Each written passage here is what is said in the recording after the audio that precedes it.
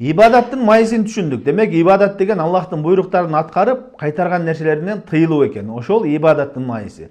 Ошол ибадаттын түркүктөрү бар. Ибадат кайсы нерселерге курулат дегенде, алымдар айтат, 3 түркүгү бар дейт. Биринчиси махабба, жакшы көрүү. Экинчиси ал-хауф, коркуу. Үчүнчүсү ража, үмүт кылуу. Адамда Аллах Таалага карата жүрөгүндө ушул 3 нерсе болуш керек. Аллах Таалага карата Аллах Тааланы жакшы көрүүсү, Аллах Тааланы бардык нерседен жогору көрүп жакшы көрүүсү. Экинчиси Аллах Таалага болгон коркуу, Аллах Тааладан азабынан коркуу. Эгерде Аллах Таалага моюн сунбасам, кулчулук кылбасам, Аллахтын азабы каттуу деп коркуу болуу. Үчүнчүсү үмүт кылуу. Ошол Аллах Таалага кулчулук кылсам, Аллах Тааланын буйруктарын аткарсам, арам кылган нерселерден тыйыла турган болсом, Аллах Таала мага кыяматта жакшы сооптарды берет деп, Аллах Тааланын мээриминен, райымынан, артыкчылык фазилеттеринен үмүт, жакшы үмүт кылуу, үмүт үзбөстөн. Мусулман адам абалы ушул 3 абал менен жүрүш керек. Кимде ким Аллах Таалага бир гана жакшы көрүү менен ибадат кыла турган болсо, жакшы көрүү менен, анда алымдар айтса зиндик болуп кетет. Мындайча айтканда бузугу болуп кетет. Аллах Тааланы жакшы көрөм, Аллах Таала мени жакшы көрөт. Демек Аллах Таала мени азаптабайт деп жаман нерсенин баарына кете берет. Жүрөгүндө коркунуч жок болсо, үмүт жок болсо. Кимде ким бир гана үмүт менен ибадат кыла турган болсо, Аллах Таала кечиримдүү, мээримдүү, Аллахтын кечирими чоң, канча күнөө кылсаң да кечире берет деп кетсең, анда эмне муржия болуп кетесиң. Муржия деген адашкан жамаат билесиздер. Аллах Таала кечиримине таянышып, Аллахтын азаптарын унутуп койгондор. Аллах Тааланын каарлуу экендигин унутуп койгондор. Алар эмне? Бир гана жана сүйүнчүлөнгөн аят хадистерге таянышат. Кимде ким мындай кылса ушунча сооп болот, кимде ким мындай кылса бейишке кирет деген толтура хадис аяттарга таянышып, бирок күнөө кылса жазаланат деген аят хадистерди таштап коюшат. Алар эмне? Муржия болуп кетет. Мындайча айтканда, күнөөгө батып кете берет, бирок ошол эле учурда Аллах Тааладан жакшылыгын, кечиримин үмүт кыла берет. Ал эми кимде ким коркунучка гана таянып, Аллахтан коркуу сезими менен гана ошонусу күчөйүп кеткен болсо, анда ал харижиттерден болуп кетет.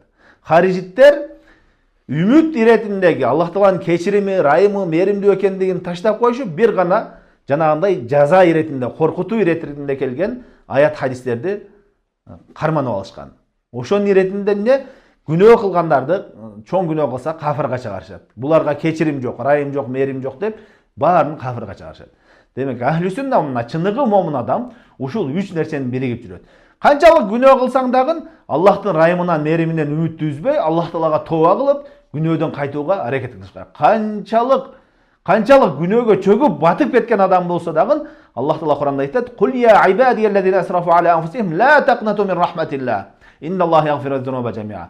Айткының мен о пенделериме дейт, өздөрүнүн нафсыларына ысырап кылып салган. Өздөрүнүн нафсыларына ысырап кылып дегенде өттө өз нафсыларын кордоп күнөө кылсаткан болгон, күнөөгө батып кеткен, чөмүлүп кеткен адамдарга айткан дейт. Аллахтын райымынан үмүттөрүн үзбөсүн, Аллах Таала күнөөлөрдүн баарын кечирет дейт. Кимдер үчүн кечирет? Ошол күнөөдөн Аллах бар экен, Раббысы бар экенин танып, мен Раббым бар, күнөөлөрдү кечирүүчү Раббым бар деп Аллах Таалага чыныгы райымынан үмүт кылып, тооба кылып кайткан адамдарды Аллах Таала сөзсүз түрдө кечирет. Шайтан бул адамды үмүтсүздүккө алып барат. Канчалык күнөөлөргө батып бараткан болсо, болду, сен Аллах Таала кечирбейт, сен оңбойсуң, сен кура бүттүң деген эмеге алып барып, анан тооба кылдырбай, кафырлык деңгээлге чейин алып чыгып өлтүргөнгө аракет кылат. Мусулман адам эч качан Аллах Тааладан райымынан үмүтүн үзбөш керек. Жана ошондой эле ар дайым Аллах Тааланы жакшы көрүү сезим менен, Аллах Тааланы пайгамбар саллаллаху алейхи вассалам жакшы көрүү, Аллахтын ибадаттарын, буйруктарын жакшы көрүү менен, жек көрүү менен эмес, жакшы көрүү менен кабыл кылып, ибадат кылуу, кулчулук кылуу. Жана ошондой эле коркуу дагы бирдей жүрүш керек. Аллахтын эгерде күнөө кылсам, Аллахтын азабы каттуу деген нерсени унутпаш керек. Аллахтын кечиримине гана таянып албастан, бул жакта коркутуу иретинде келген аят хадистер бар. Эгерде күнөө кылсам, Аллахтын жазасы каттуу экен деп, ошол 3 сезим бирдей жүрө турган болсо, момун адам адашпай жүрөт. Алымдар айтат, кээ бир учурда бирөөсүнү күчөйтсө болот дейт. Мисалы үчүн адам баласы оору келип калган болсо, өлүм төшөгүндө жатып калган болсо, анда ошол адамга барып үмүттү күчөйттүрсөң болот дейт. Аллахтын райымынан үмүт үзбө, Аллах Таала кечиримдүү, мээримдүү деп. Бир адам күнөөгө батып, өтө бузугу болуп бараткан болсо, ага барып Аллахтын коркутуу иретинде келген аят хадистерди айтып коркутуу жагын күчөйтүү керек. Ошондой ар кандай абалга жараша өзгөрсө болот. Бирок жалпысынан ушул 3 нерсе менен кетиш керек. Алымдар айтат, ушул 3 нерсе куштун 2 канаты жана башы сыяктуу дейт. Куш бир канаты жок болсо уча албай калат. Ошондой эле башы жок болсо да уча албай калат. Эмне? Жакшы көрүү бул куштун башы болсо, үмүт кылуу менен коркуу бул 2 канаты дейт. Түшүнүктүбү?